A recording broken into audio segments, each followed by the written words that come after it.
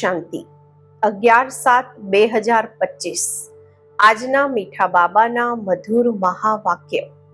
મીઠા બાળકો, પહેલા બધાને બાપનો સાચો પરિચય આપીને ગીતાના ભગવાન સિદ્ધ કરો, પછી તમારું નામ પ્રસિદ્ધ થશે. પ્રશ્ન છે, આપ બાળકોએ ચારેય યુગોમાં ચક્ર લગાવ્યું છે. તેનો રિવાજ ભક્તિમાં ચાલી રહ્યો છે તે કયો? ઉત્તર છે, તમે ચારેય યુગોમાં ચક્ર લગાવ્યું. તેઓ પછી બધા શાસ્ત્રો, ચિત્રો વગેરેને ગાડીમાં રાખી ચારેય બાજુ પરિક્રમા લગાવે છે. પછી ઘરમાં આવીને સુવડાવી દે છે.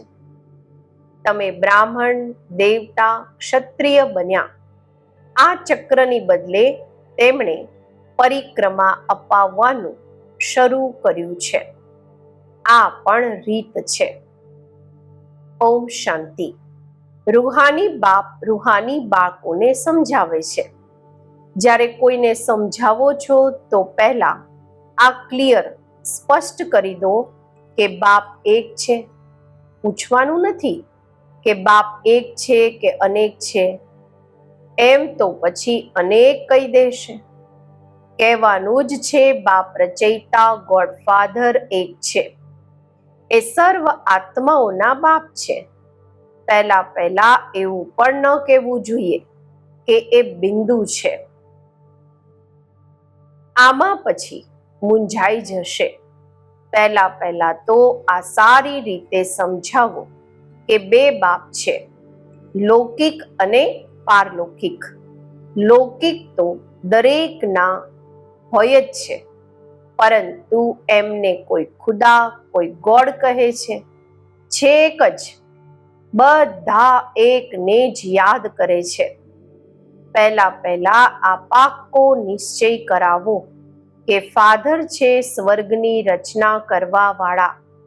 એ અહીં આવશે સ્વર્ગના માલિક બનાવવા, જેને શિવ જયંતી પણ કહે છે. આ પણ આપ બાળકો જાણો છો, સ્વર્ગના રચયિતા ભારતમાં જ સ્વર્ગ રચે છે. એમાં દેવી દેવતાઓનું જ રાજ્ય હોય છે. તો પહેલા બાપનો જ પરિચય આપવાનો છે. એમનું નામ છે શિવ. ગીતામાં ભગવાન વાચ છે ને, પહેલા તો આ નિશ્ચય કરાવી લખાવી લેવું જોઈએ. ગીતામાં છે ભગવાન વાચ, હું તમને રાજયોગ શીખવાડું છું, અર્થાત નરથી નારાયણ બનાવું છું. આ કોણ બનાવી શકે છે? જરૂર સમજાવવું પડે. ભગવાન કોણ છે પછી આ પણ સમજાવવાનું હોય છે.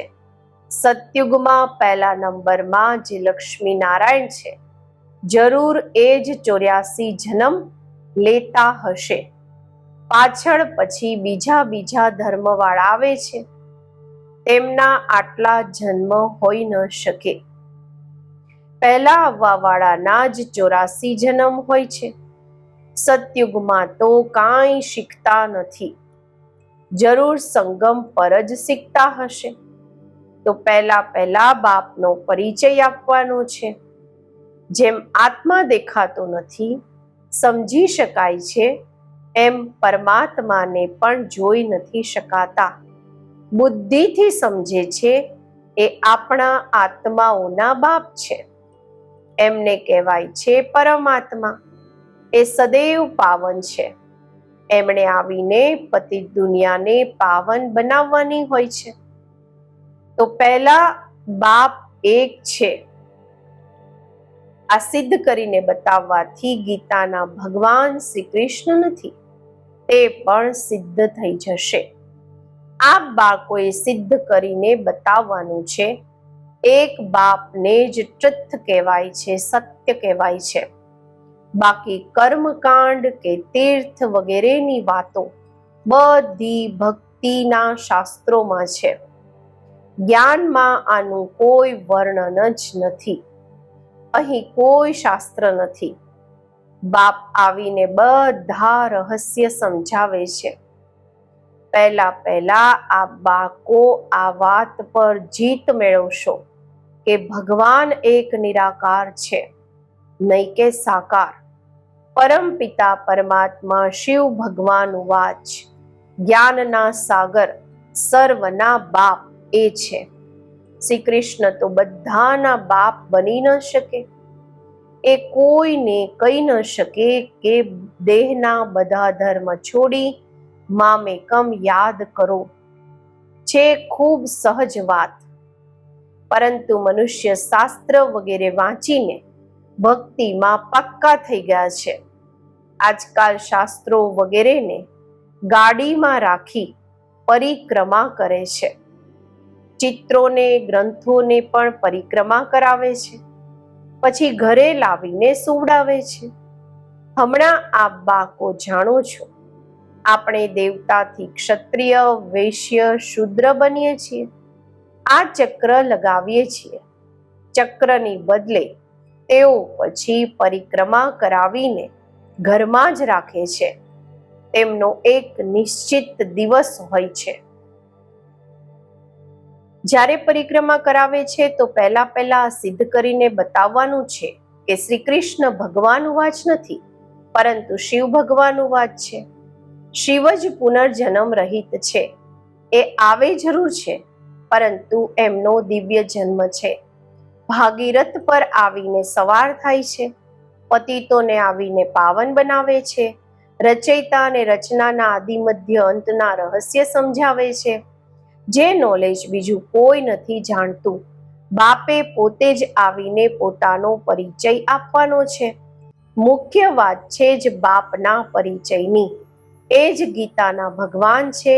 આ તમે સિદ્ધ કરીને બતાવશો તો તમારું નામ ખૂબ પ્રસિદ્ધ થઈ જશે. તો એવા પરચા બનાવીને તેમાં ચિત્ર વગેરે પણ લગાવીને પછી એરોપ્લેનથી નાખવા જોઈએ, વિમાનથી નાખવા જોઈએ. બાપ મુખ્ય વાતો સમજાવતા રહે છે. તમારી મુખ્ય એક વાતમાં જીત થઈ તો બસ તમે જીત મેળવી. આમાં તમારું નામ ખૂબ પ્રખ્યાત થયું છે. આમાં કોઈ ખીટપીટ નહીં કરશે. આ ખૂબ ક્લિયર વાત છે. બાપ કહે છે, હું સર્વવ્યાપી કેવી રીતે હોઈ શકું છું? હું તો આવીને બાળકોને નોલેજ સંભળાવું છું. પોકારે પણ છે, આવીને પાવન બનાવો, રચયિતા અને રચનાનું જ્ઞાન સંભળાવો. મહિમા પણ બાપની અલગ, શ્રી કૃષ્ણની અલગ છે. એવું નથી શિવ બાબા આવીને પછી શ્રી કૃષ્ણ અથવા નારાયણ બને છે, 84 જન્મોમાં આવે છે. ના, તમારી બુદ્ધિ આખી આ વાતો સમજાવવામાં લાગી રહેવી જોઈએ. મુખ્ય છે જ ગીતા. ભગવાનનું વાત છે તો જરૂર ભગવાનનું મુખ જોઈએ ને. ભગવાન તો છે નિરાકાર. આત્મા મુખ વગર બોલે કેવી રીતે? ત્યારે કહે છે, હું સાધારણ તનનો આધાર લઉં છું. જે પહેલા લક્ષ્મીનારાયણ બને છે એ જ 84 જન્મ લેતા અંતમાં આવે છે. તો પછી તેમના જ તનમાં આવે છે. શ્રી કૃષ્ણના અનેક જન્મોના અંતમાં આવે છે. એવું વિચાર સાગર મંથન કરો કે કેવી રીતે કોઈને સમજાવીએ. એક જ વાતથી તમારું નામ પ્રસિદ્ધ થઈ જશે. રચયિતા બાપની બધાને ખબર પડી જશે. પછી તમારી પાસે અનેક આવશે, તમને બોલાવશે કે અહીં આવીને ભાષણ કરો. એટલે પહેલા અલફ સિદ્ધ કરીને પછી તમારી પાસે અનેક આવશે, તમને બોલાવશે કે અહીં આવીને ભાષણ કરો. એટલે પહેલા અલફ સિદ્ધ કરીને સમજાવો. આપ બાળકો જાણો છો, બાબા પાસેથી આપણે સ્વર્ગનો વારસો લઈ રહ્યા છીએ. બાબા દર 5000 વર્ષ પછી ભારતમાં જ ભાગ્યશાળી રથ પર આવે છે. આ છે સૌભાગ્યશાળી, જે રથમાં ભગવાન આવીને બેસે છે. કાંઈ ઓછું છે શું? ભગવાન આમનામાં બેસીને બાળકોને સમજાવે છે કે હું અનેક જન્મોના અંતમાં આમનામાં પ્રવેશ કરું છું. શ્રી કૃષ્ણના આત્માનો રથ છે ને, એ સ્વયં શ્રી કૃષ્ણ તો નથી, અનેક જન્મોના અંતનો છે. દરેક જન્મમાં ફીચર્સ એટલે કે ચહેરો, ઓક્યુપેશન એટલે કે કર્તવ્ય વગેરે બદલાતા રહે છે. અનેક જન્મોના અંતમાં જેમનામાં પ્રવેશ કરું છું તે પછી શ્રી કૃષ્ણ બને છે, આવે છે સંગમ યુગમાં. હું પણ બાપનો બનીને બાપ પાસેથી વારસો લઉં છું. બાપ ભણાવીને સાથે લઈ જાય છે. બીજી કોઈ તકલીફની વાત નથી. બાપ ફક્ત કહે છે મામેકમ યાદ કરો. તો આ સારી રીતે વિચાર કરવો જોઈએ કે કેવું કેવું લખીએ. આ જ મુખ્ય મિસ્ટેક છે, ભૂલ છે, જેના કારણે જ ભારત અનરાઇટિયસ, ઇરિલિજિયસ, અસત્ય, અધાર્મિક, ઇન્સોલ્વેન્ટ, કંગાળ બન્યું છે. બાપ પછી આવીને રાજયોગ શીખવાડે છે. ભારતને રાઇટિયસ, સચખંડ બનાવે છે, સોલ્વેન્ટ બનાવે છે, ભરપૂર બનાવે છે. આખી દુનિયાને રાઇટિયસ બનાવે છે. તે સમયે આખા વિશ્વના માલિક તમે જ છો. કહે છે ને, wish you long life and prosperity. બાબા આશીર્વાદ નથી આપતા કે સદા જીવતા રહો. આ સાધુ લોકો કહે છે અમર રહો. બાપ બાળકોને સમજાવે છે અમર તો જરૂર અમરપુરીમાં હોઈશું. મૃત્યુલોકમાં પછી અમર કેવી રીતે કહેવાશે? તો બાળકો જ્યારે મીટિંગ વગેરે કરે છે તો બાપ પાસેથી સલાહ લે છે.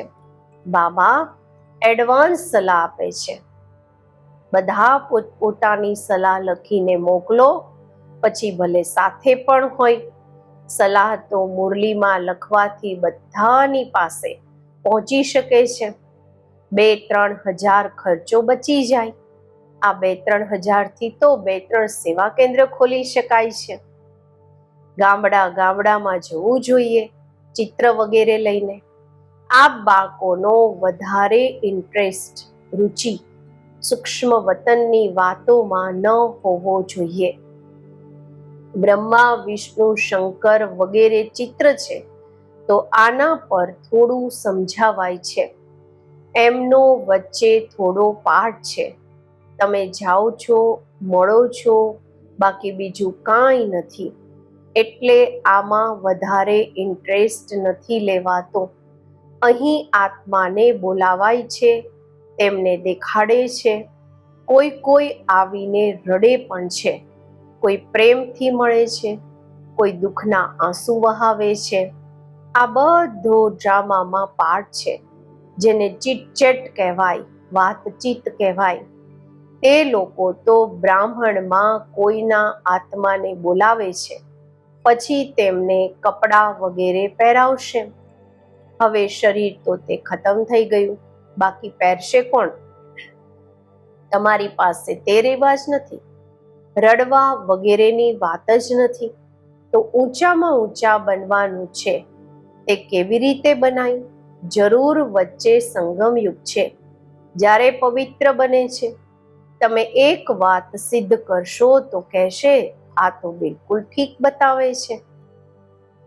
ભગવાન ક્યારેય જૂઠું થોડી બતાવી શકે છે. પછી અનેકનો પ્રેમ પણ હશે, ખૂબ આવશે. સમય પર બાળકોને બધા પોઈન્ટ્સ, જ્ઞાન પણ મળતા રહે છે. અંતમાં શું શું થવાનું છે તે પણ જોશો. લડાઈ લાગશે, બોમ્બ્સ છૂટશે, પહેલા મોત છે તે તરફ. અહીં તો લોહીની નદીઓ વહેવાની છે, પછી ઘી દૂધની નદી. પહેલો ધુમાડો વિલાયતથી નીકળશે, વિદેશથી. ડર પણ ત્યાં છે. કેટલા મોટા મોટા બોમ્બ્સ બનાવે છે, શું શું તેમાં નાખે છે, જે એકદમ શહેરને ખલાસ કરી દે છે. આ પણ બતાવવાનું છે કોણે સ્વર્ગની રાજાઈ સ્થાપન કરી. હેવનલી ગોડફાધર જરૂર સંગમ પર જ આવશે. તમે જાણો છો હમણાં સંગમ છે, તમને મુખ્ય વાત સમજાવાય છે. બાપની યાદની, જેનાથી જ પાપ કપાશે. ભગવાન જ્યારે આવ્યા હતા તો કહ્યું હતું, મામેકમ યાદ કરો તો તમે સતો પ્રધાન બની જશો, મુક્તિધામમાં જશો. પછી પહેલેથી લઈને ચક્ર રિપીટ થશે. દેવી ધર્મ, ઇસ્લામ ધર્મ, બૌદ્ધ ધર્મ. આપ સ્ટુડન્ટ વિદ્યાર્થીની બુદ્ધિમાં આ બધી નોલેજ હોવી જોઈએ ને. ખુશી રહે છે, અમે કેટલી કમાણી કરીએ છીએ. આ અમર કથા અમર બાબા તમને સંભળાવે છે. તમારા અનેક નામ રાખી દીધા છે. મુખ્ય પહેલા દેવી ધર્મ, પછી બધાની વૃદ્ધિ થતા થતા ઝાડ વધતું જાય છે. અનેક ધર્મ, અનેક મત થઈ જાય છે. આ એક ધર્મ, એક શ્રીમતથી સ્થાપન થાય છે. દ્વૈતની વાત નથી. આ રૂહાની નોલેજ રૂહાની બાપ બેસીને સમજાવે છે. આપ બાળકોને ખુશીમાં પણ રહેવું જોઈએ. તમે જાણો છો, બાપ આપણને ભણાવે છે. તમે અનુભવથી કહો છો તો આ શુદ્ધ અહંકાર રહેવો જોઈએ કે ભગવાન આપણને ભણાવી રહ્યા છે. બીજું શું જોઈએ? જ્યારે આપણે વિશ્વના માલિક બનીએ છીએ તો ખુશી કેમ નથી રહેતી? અથવા નિશ્ચયમાં ક્યાં સંશય છે? બાપમાં સંશય ન લાવવો જોઈએ. માયા સંશયમાં લાવીને ભૂલાવી દે છે. બાબાએ સમજાવ્યું છે, માયા આંખો દ્વારા ખૂબ દગો આપે છે. સારી વસ્તુ જોશે તો દિલ ઘડી ઘડી કરશે, ખાઈએ. આંખોથી જુએ છે ત્યારે ક્રોધ આવે છે મારવા માટે. જુએ જ નહીં તો મારે કેવી રીતે? આંખોથી જુએ છે ત્યારે લોભ, મોહ પણ થાય છે. મુખ્ય દગો આપવા વાળી આંખો છે. તેના પર પૂરી નજર રાખવી જોઈએ. આત્માને જ્ઞાન મળે છે તો પછી ક્રિમિનલપણું, વિકારી વૃત્તિ છૂટી જાય છે. એવું પણ નથી આંખોને કાઢી નાખવાની છે. ત્યાં તમારે તો ક્રિમિનલ કુદ્રષ્ટિને સિવિલ પવિત્ર દ્રષ્ટિ બનાવવાની છે. અચ્છા, મીઠા સિકેલધા બાળકો પ્રત્યે માત પિતા બાપ દાદાના યાદ, પ્યાર અને ગુડ મોર્નિંગ. રૂહાની બાપના રૂહાની બાળકોને નમસ્તે. આપણે રૂહાની બાળકોના રૂહાની બાપને નમસ્તે. ધારણા માટે મુખ્ય સાર પહેલું છે, સદા આ જ નશા કે ખુશીમાં રહેવાનું છે કે આપણને ભગવાન ભણાવે છે. કોઈ પણ વાતમાં સંશય બુદ્ધિ નથી બનવાનું. શુદ્ધ અહંકાર રાખવાનો છે. બીજું, સૂક્ષ્મ વતનની વાતોમાં વધારે ઇન્ટરેસ્ટ નથી રાખવાનો, રુચિ નથી રાખવાની. આત્માને સતોપ્રધાન બનાવવાનો પૂરેપૂરો પુરુષાર્થ કરવાનો છે. પરસ્પર સલાહ કરી બધાને બાપની સાચી ઓળખ આપવાની છે. આજનું વરદાન, પાસ વિથ ઓનર બનવા માટે પુરુષાર્થની ગતિ તીવ્ર અને બ્રેક પાવરફુલ રાખવા વાળા યથાર્થ યોગી ભવ. વર્તમાન સમય પ્રમાણે પુરુષાર્થની ગતિ તીવ્ર અને બ્રેક પાવરફુલ જોઈએ. ત્યારે અંતમાં પાસ વિથ ઓનર બની શકશો. કારણ કે એ સમયની પરિસ્થિતિઓ અનેક સંકલ્પ લાવવા વાળી હશે. એ સમયે બધા સંકલ્પોથી પરે થવાનો અભ્યાસ જોઈએ. જે સમયે વિસ્તારમાં વિખરાયેલી બુદ્ધિ હોય એ સમયે સ્ટોપ કરવાની પ્રેક્ટિસ જોઈએ.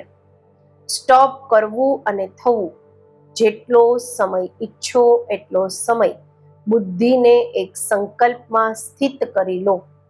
આ જ છે યોગ. સ્લોગન છે, તમે ઓબિડિયન્ટ સર્વેન્ટ છો એટલે અલમસ્ત નહીં થઈ શકો. સર્વેન્ટ એટલે સદા સેવા પર ઉપસ્થિત. અવ્યક્ત ઇશારા. સંકલ્પોની શક્તિ જમા કરી શ્રેષ્ઠ સેવાના નિમિત્ત બનો. જેવી રીતે ઇન્જેક્શન દ્વારા બ્લડમાં શક્તિ ભરી દે છે, એવી રીતે તમારા શ્રેષ્ઠ સંકલ્પ ઇન્જેક્શનનું કામ કરશે. સંકલ્પ દ્વારા સંકલ્પમાં શક્તિ આવી જાય. હવે આ સેવાની ખૂબ આવશ્યકતા છે. સ્વયંની સેફટી માટે પણ શુભ અને શ્રેષ્ઠ સંકલ્પની શક્તિ અને નિર્ભયતાની શક્તિ જમા કરો. ત્યારે જ અંત સુહાવનો અને બેહદના કાર્યમાં સહયોગી બની બેહદ વિશ્વના રાજ્ય અધિકારી બની શકશો. ઓમ શાંતિ.